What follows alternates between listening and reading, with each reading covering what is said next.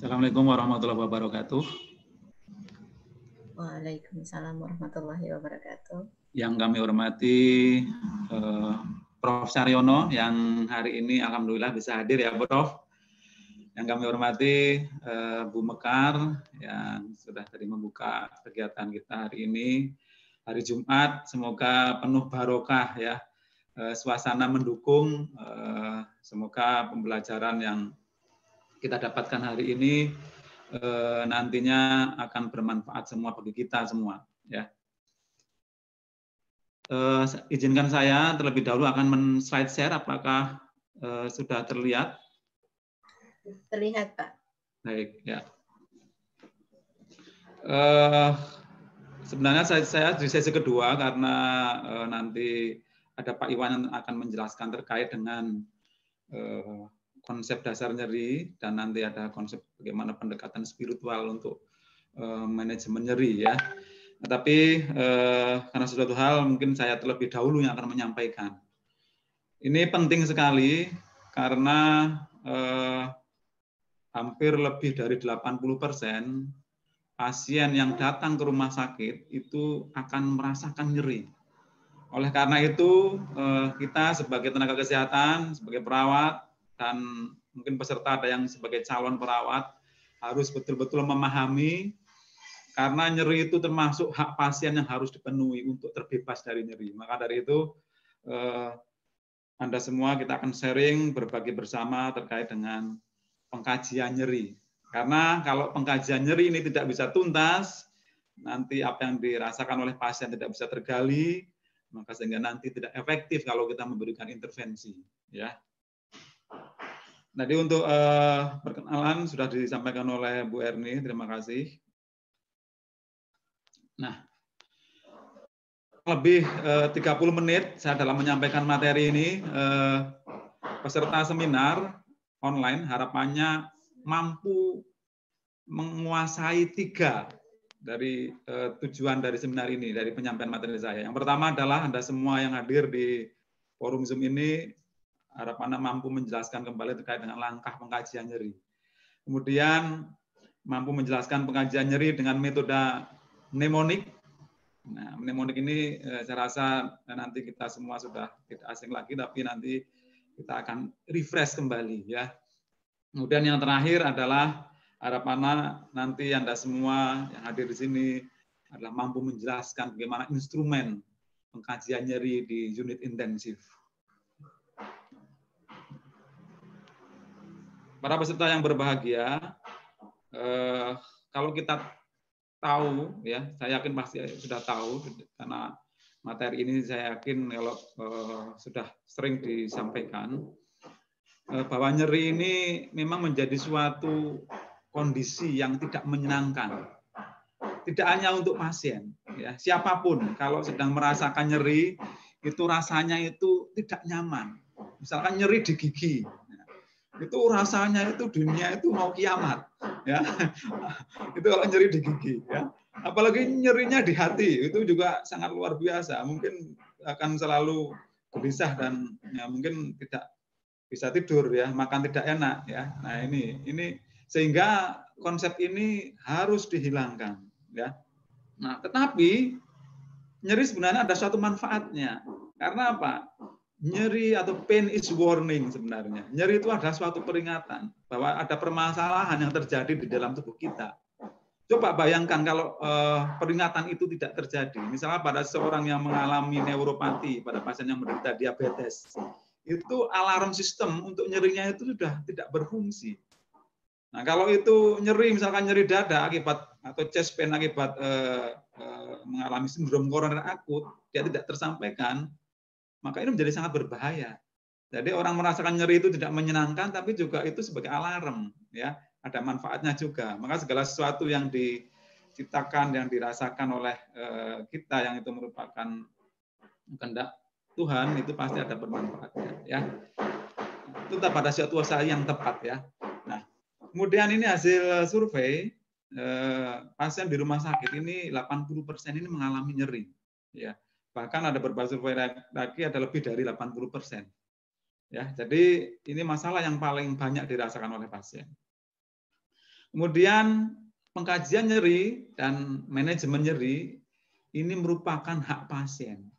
Jadi maka kita harus sebagai tenaga kesehatan, karena itu merupakan hak pasien dan itu merupakan kewajiban kita ya untuk bagaimana mampu menilai nyeri dan tentunya nanti mampu mengatasi nyeri dengan metode-metode pendekatan keperawatan tentunya ya, non farmakologi nanti yang akan mungkin Pak Iwan sampaikan ya. Oke.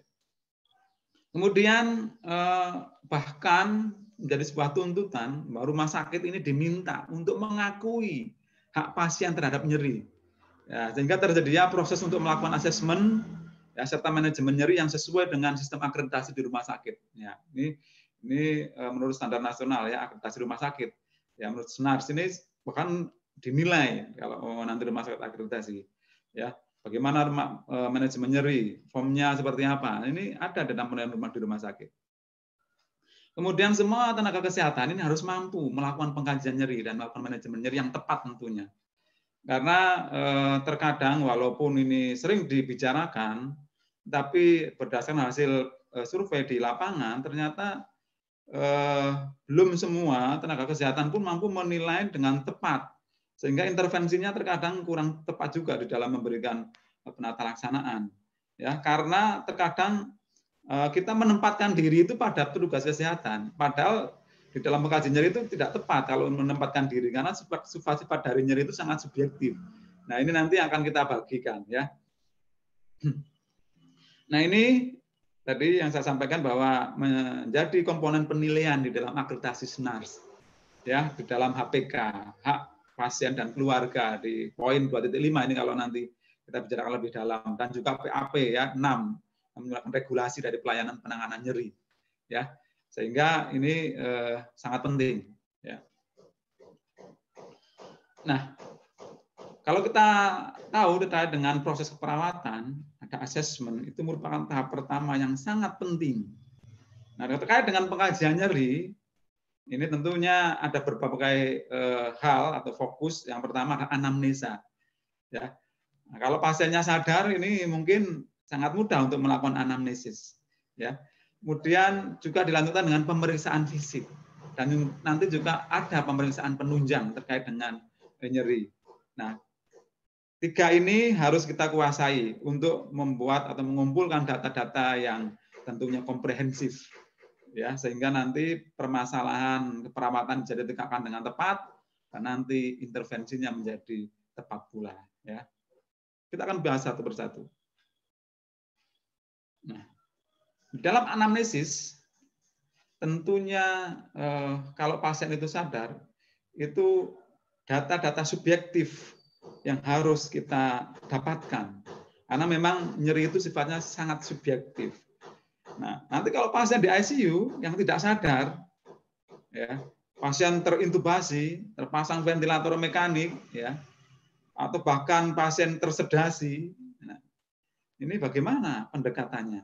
Ya, tentunya data-data subjektif ini menjadi tidak bisa didapatkan. Ya, tentunya nanti akan diperkuat dengan data-data berikutnya, yaitu data-data objektif tentunya. Tapi pengumpulan data objektif pun juga harus mendukung terhadap sebuah rumusan masalah perawatan yang akan nanti kita tegakkan. Ya. Nah ini hasil survei yang saya lakukan terkait bagaimana fenomena pengkajian nyeri. Ya. Nah, pengkajian nyeri ini merupakan aktivitas yang paling umum. Ya, mungkin kalau kita ketika datang pasien ke pelayanan kesehatan, mungkin apa yang Bapak rasakan? Ya, wah, nggak nyaman. Ya. Nyamannya seperti apa? Nah, ada nyeri. Nah, misalkan. Itu hampir tadi 80% disampaikan oleh pasien. Ya. Tetapi ini merupakan salah satu pengkajian yang sulit dilakukan. Ya. Sulit ya tadi dilakukan. Kenapa sulit? Nah, tadi kita belum mampu sebenarnya menggambarkan kondisi real yang dialami oleh pasien tersebut. Kita masih banyak menurut penilaian asumsi dari kita. Ya. Misalkan, Bapak nyerinya seperti berdenyut ya Pak, atau seperti tertusuk-tusuk. Nah ini sebenarnya hal seperti itu yang kita sampaikan itu kurang tepat. Ya. Kemudian perawat harus mampu menggali pengalaman nyeri dari sudut pandang klien. Nah, inilah yang nanti menjadi titik tekan bagaimana supaya nanti pengkajiannya menjadi tepat tergambar bahwa walaupun sangat subjektif tapi akurat. Karena kita harus menempatkan diri dari sudut pandang klien, bukan dari sudut petugas kesehatan. Ya. Nah, kemudian penting juga untuk menginterpretasi secara cermat dari tanda-tanda nyeri. Nah, ini juga butuh keahlian, mungkin pengalaman juga. Ya, misalkan respon, kalau ini terkait dengan respon objektif yang disampaikan. Kalau pasien misalkan mengerutkan dahi, apakah itu nyeri? Ya. Jangan-jangan ini tanggal tua, mengerutkan dahi, misalkan pusing karena ada tagihan, misalkan. Nah, ini makanya kita sangat sulit kan. Nah, pasien memegang dahi atau pelipis begini, ya sambil menatap kosong, apakah itu nyeri? Ya, belum tentu juga. Ya. Nah, makanya interpretasi ini menjadi sangat tepat, makanya harus di cross check kan nanti ya terkait dengan data-data yang lain. Ya. Nah, kemudian juga harus mengingat komponen fisik dan psikologis dari suatu nyeri yang memengaruhi reaksi klien terhadap nyeri. Karena sebenarnya nyeri yang sempurna itu kalau pasien itu sebenarnya merasakan dua kondisi, selain fisiknya juga psikologisnya. Ya. Nah, maka dari itu data ini harus dikuasai. Bahkan ada beberapa referensi kalau kita mengkaji nyeri, itu sebenarnya nyeri itu merupakan 5 vital sign. Jadi tanda-tanda vital sign yang kelima setelah tentunya adalah tekanan darah, heart rate, kemudian respiratory rate, dan temperatur. Nah, pain ini menjadi yang kelima. Nah, itu dalam beberapa referensi ada yang menyebutkan seperti itu. Maka ini juga harus diungkapkan. Ya. Nah, kapan kita melakukan nyeri? Ya, melakukan pengkajian nyeri tentunya. Kapan kita melakukan pengkajian nyeri? Nah, biasanya kalau dari hasil pengalaman ini, walaupun pengkajiannya terus-menerus, tapi biasanya pada kondisi-kondisi tertentu saja. Ya. Nah, seperti apa sebenarnya? Ataukah di saat awal pasien datang, ya, ataukah setelah pasien mau pulang? Nah, kita lihat kapan sebenarnya sih kita melakukan pengkajian nyeri. Nah, yang pertama adalah pertama kali pasien mengeluh nyeri. Nah, ini harus kita kaji, ya. Kemudian lakukan kembali setelah penata laksanaan nyeri. Ya. Nah, ini harus kita cek, ya. Kalau itu levelnya, ya, atau severity-nya kita kaji, makanya harus dipantau, ya. Nah, setelah dapat terapi pun, baik farmakologi maupun non farmakologi juga harus kita cek kembali. Ya, kalau kita memberikan intervensi berarti apakah itu nanti dievaluasi proses atau akhir. Nah, itu sudah kita kaji, ya. Nah, kapan dilakukan asesmen ulang? Ya. Nah, ini setiap 30 menit sampai kurang lebih 1 jam. Ini kalau pasien diberikan terapi analgesik atau obat penurun nyeri yang lain. Ya, ini minimal 30 menit atau 1 jam, ya, setelah pemberian. Kemudian setiap 5 menit setelah pasien ini kondisi yang spesifik, ya, mendapat pemberian terapi nitrat atau nitrogliserin, ya. Ya, ini terutama pada pasien-pasien yang diberikan secara intravena, ya, pada gangguan kardiak. Jadi kalau pasien dengan chest pain akibat sindrom koroner akut karena mendapat terapi untuk mengatasi nyeri, yaitu berupa nitrat, walaupun sebenarnya nitrat ini tidak mengurangi nyeri karena walaupun dia sudah dilebarkan pembuluh darahnya, tapi sebenarnya tidak mengurangi nyeri. Nah, 5 menit itu harus dikaji, ya, kalau pemberi nitrat. Ya. Nah, karena responnya sangat cepat, ya, karena dia lebih pemberiannya adalah sublingual juga, atau bisa juga nanti intravena juga bisa diberikan, karena juga responnya sangat cepat. Ya, karena obat ini harus harapannya berfungsi dengan cepat, maka dievaluasi dengan cepat. Ya. Kemudian pada pasien menjalankan atau menjalani prosedur yang menyakitkan. Nah, ini kalau tindakan intervensi yang sifatnya invasif, yang menyakitkan tentunya ini harus dilakukan asesmen ulang. Kemudian setiap shift, kalau kita melakukan asuhan keperawatan dan kita jaga pada suatu pasien, ini harus kita kaji. Kemudian sebelum transfer atau kita pindah ruang, misalkan pindah unit, nah ini harus kita kaji lagi, ya. Atau sebelum pasien ini pulang, ya. Nah, ini juga harus dilakukan asesmen. Nah, bagaimana kita melakukan pengkajian untuk mendapatkan data subjektif dari nyeri? Nah, ini yang tadi menjadi tujuan kedua kita, ya, yaitu menggunakan pendekatan mnemonik. Ya, mnemonik ini yaitu yang sering kita dengar ini, yaitu P, Q, R, S, dan T. Nah, ini rata-rata kalau lihat dari kalau mahasiswa kita ya, mungkin seringnya karena sangat aktifnya berpraktek, ya saking aktifnya langsung bertemu pasien, ketika mendokumentasikan di catatan perawatan, ini seringnya terlupakan, ya. Menempatkan posisi-posisi mnemonik ini, mana yang P itu apa, Q itu apa, ini sering terbolak-balik, ditempatkan di data subjektif atau data objektif. Nah, ini masih sering terjadi, ya, salah penempatan, ya. Harapannya setelah ini menjadi tepat, ya. Oke. Nah, kita lihat P itu apa? Nah, P adalah provocating incident dan palliative incident. Jadi ada dua fokus di sini. Apa yang memperberat dan apa yang membuat nyeri itu menjadi ringan. Nah, ini yang harus kita dapatkan informasi itu, ya. Nah, yang pertama adalah bagaimana yang memperberat dan memperingan. Nah, jika curiga nyerinya ini psikogenik, nah, maka harapannya dieksplorasi, ya, perasaan untuk menanyakan perasaan, ya, apa saja yang mencetuskan nyeri, ya. Sebentar ya.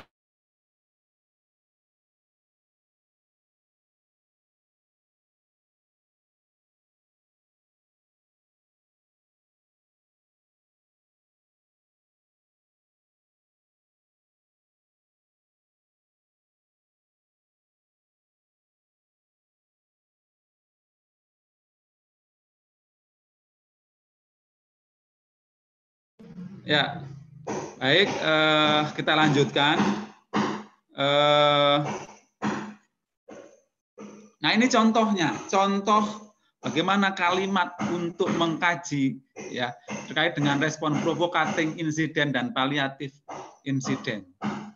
Ya, yang pertama ini kalimatnya harus tepat biasanya. Jadi kalau mau mengkaji ini bagaimana kondisi Bapak misalkan sehingga itu muncul nyeri. Ya. Jangan langsung diarahkan misalkan Bapak nyeri munculnya saat istirahat atau saat beraktivitas. Nah, ini mengarahkan, mau tidak mau terkonsep pasien itu. Tadi saat istirahat atau saat beraktivitas, ya. Nah, ini nggak boleh kita mengarahkan, ya. Jadi pasien itu harus betul-betul menyampaikan apa yang dirasakan, ya.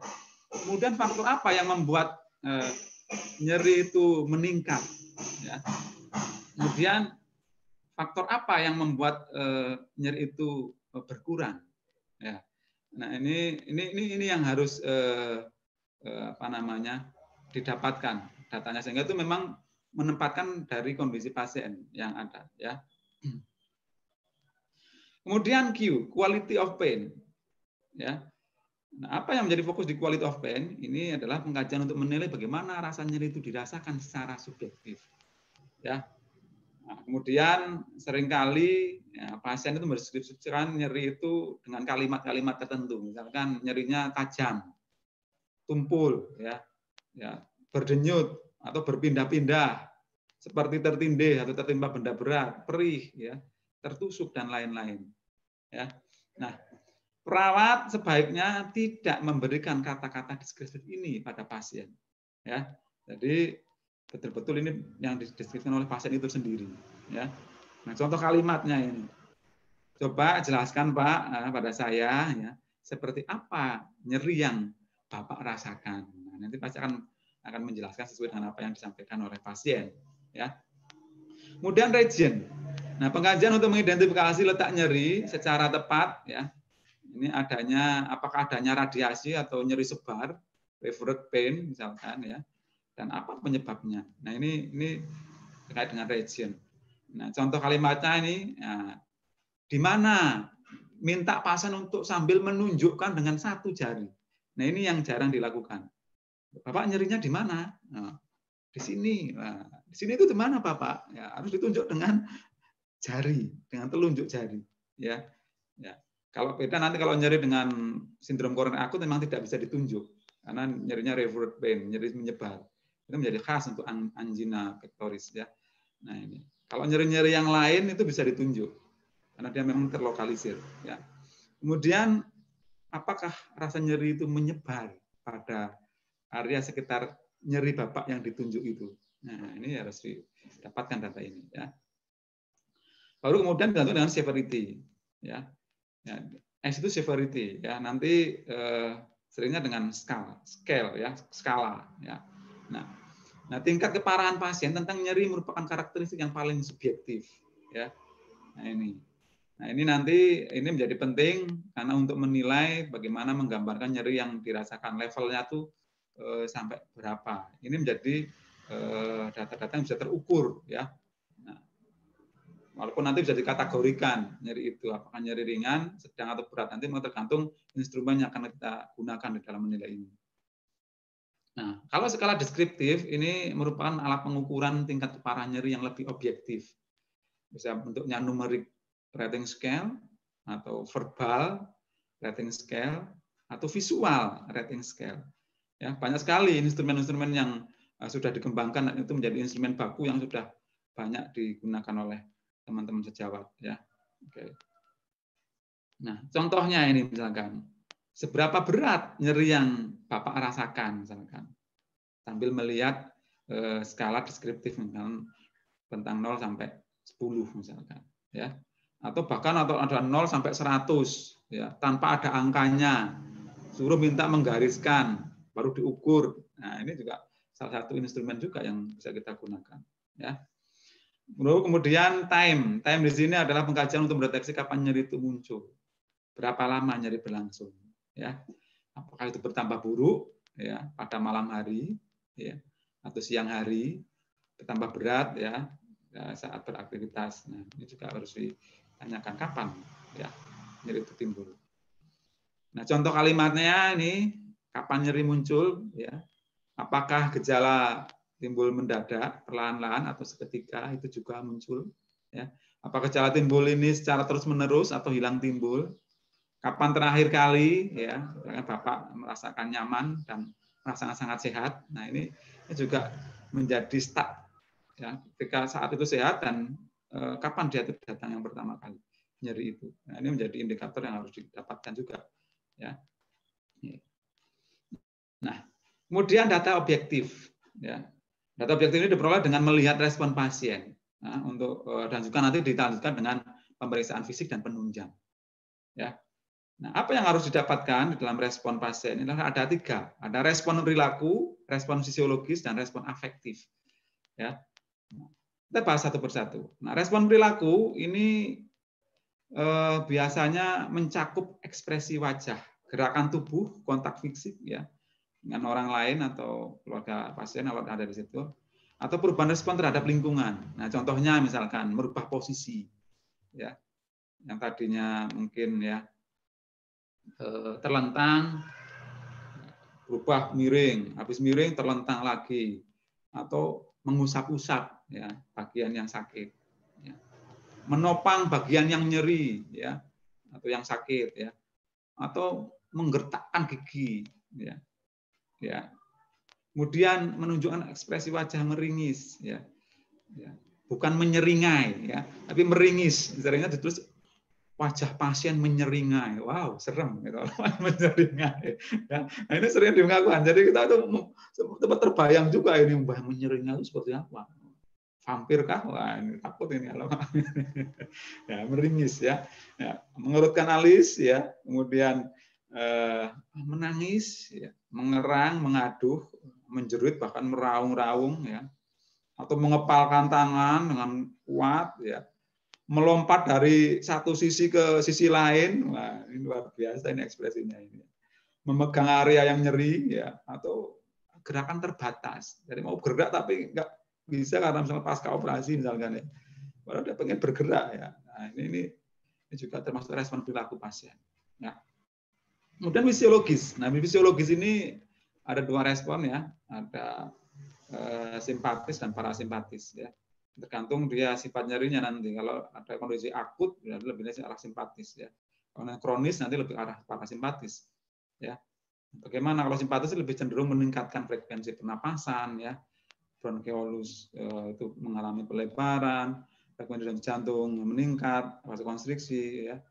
Tekanan darah meningkat, glukosa bahkan diaforesis ya, peningkatan tegangan otot ya, pupil dilatasi ya, atau motilitas saluran cerna ini menjadi menurun ya. Nah, kemudian kalau parasimpatis ini pada kondisi yang berbeda tentunya dan jenis fase kronis ini, mual muntah, kelemahan ya, peningkatan mobilitas usus bahkan ya, kemudian pernafasan menjadi lambat atau tidak teratur, jantung menjadi turun, tekanan darah turun ya. Kemudian respon afektif. Efek itu juga ini perlu diperhatikan ya oleh perawat ya di dalam melakukan assessment ya. Nah, respon afektif ini seperti misalkan cemas ya, marah ya, kemudian kelelahan, nafsu makan menjadi turun, tidak punya harapan, depresi ya. Kemudian juga cemas ini sering diasosiasikan dengan nyeri akut ya, dan juga frekuensi dari nyeri tersebut itu dapat diantisipasi. Juga mungkin juga depresi ya. Ini sering diasosiasikan dengan nyeri yang kronis ya, karena berkepanjangan ya. Kemudian untuk pemeriksaan penunjang ini ya, untuk pemeriksaan penunjang ini biasanya tergantung dari sumber nyeri ya. Untuk mencari penyebab nyeri ya, kita gunakan misalkan EMG, elektromiografi ini untuk mengidentifikasi area persarafan ya. Kalau itu mengenai otot ya kita cek ya, atau bahkan difus menyebar ya, ini juga harus dicari. Kemudian juga pemeriksaan radiologi bisa foto polos, CT scan, MRI atau bone scan, ini juga bisa digunakan untuk mencari penyebab ya. Nah, bagaimana kita menilai atau melakukan asesmen pengajaran nyeri di unit intensif? Nah, ini yang menjadi fokus kita ya. Nah, kalau pasien di unit intensif seperti kita ketahui bahwa ada yang terpasang ventilasi mekanik ya, ternyata terintubasi sehingga tidak bisa mengatakan secara subjektif, atau bukan mungkin tidak terintubasi tapi terpasang OPA ya, oropharyngeal airway, ini juga kemampuan untuk mengatakan itu menjadi terhambat akibat pemasangan alat. Ya. Tapi di unit intensif juga ada pasien yang tidak terpasang ventilasi mekanik. Nah, ini ada beberapa instrumen yang bisa digunakan untuk menilai ya, dan hasilnya tentunya bisa dipertanggungjawabkan.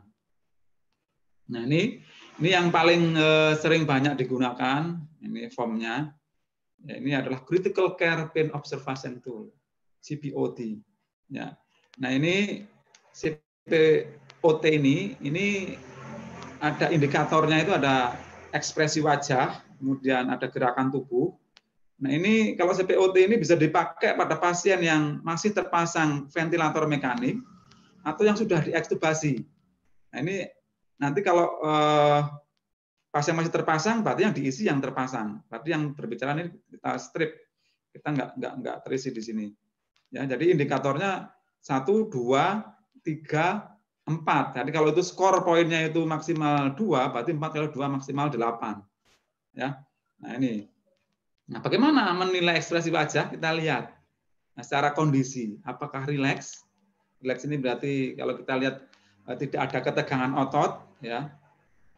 Nah, kemudian kalau nilainya 1 berarti mengerutkan kening mungkin atau mengangkat alis, ya.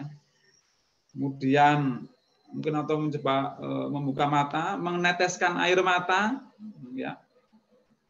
Ya, tetapi misalkan saat dilakukan invasi, tindakan invasi yang lain, misalkan diinjeksi atau dipasang alat yang lain, itu meneteskan air mata. Ya. Ini makanya ketika melihat pasien di ICU itu meneteskan air mata, itu bukan kita harus menginterpretasi mungkin ada rasa nyeri, bukan karena memang ada peningkatan hipersekresi dari cairan mata. Nah, itu yang harus juga diperhatikan, ya. Kadang karena dalam kondisi pasien misalkan saat tersedasi, ini karena semua rileks, kadang cairan atau mata ya ini keluar. Tapi kita harus menduga juga itu ada rasa nyeri. Ya, ini yang harus menjadi fokus kita. Ya. Kemudian meringis. Nah, ini kita lihat ya. Kalau pasien ini dapat mengalami misalnya mulut terbuka atau menggigit selang ET, ya, ini kadang sering menggigit ya. Pas kita injeksi menggigit. Nah, ini kita harus curiga dia itu nyeri. Nah, bukan malah misalkan karena pasien itu tidak sadar kita sambil cerita-cerita ya. Nah, ini tidak dilihat ekspresi. Padahal kita saat itu memberikan injeksi dengan osmolaritasnya yang tinggi, yang pekat ya. Diinjeksi aja. Ini padahal pasien menggigit ET. Kita nggak perhatikan. Ini menjadi problem ya. Kemudian gerakan tubuh misalkan ya, lihat kalau 0 berarti tidak ada gerakan abnormal. Kalau 1 mungkin bisa melokalisasi nyeri, ya. Kemudian gelisah, ya. Bisa mau mencabut ET, mau mencoba duduk, ya, atau mencoba pengen bergerak sehingga mau keluar dari tempat tidur, ya. Kemudian kalau itu pasien terpasang ventilasi mekanik, ya, ventilator mekanik, ya. Ini apakah alarm itu sering berbunyi atau tidak? Ya, pasien kadang sering batuk sehingga menyebabkan alarm berbunyi.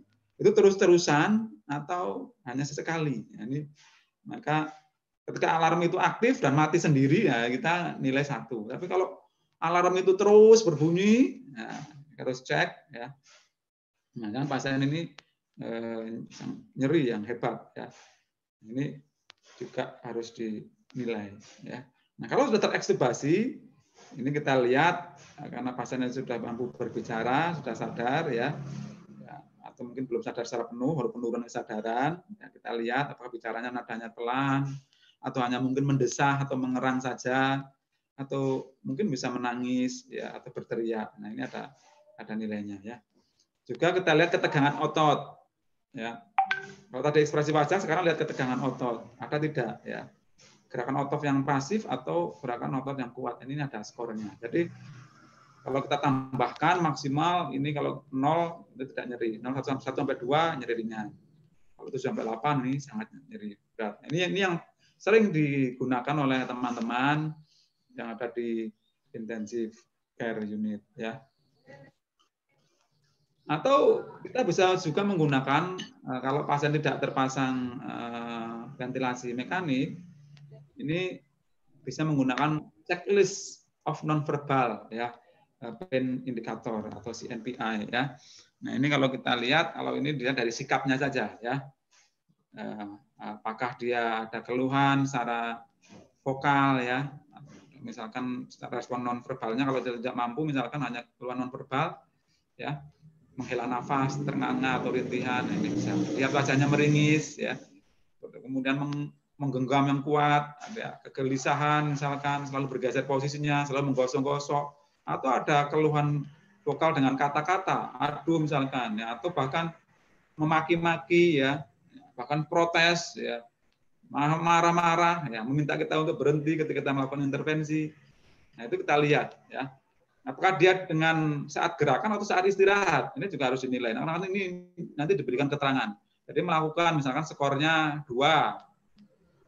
Nah, ini bisa diberikan 2 saat dengan gerakan. 1 atau misalkan 2 saat istirahat. Ini kapan terjadinya? Jadi lihat ya.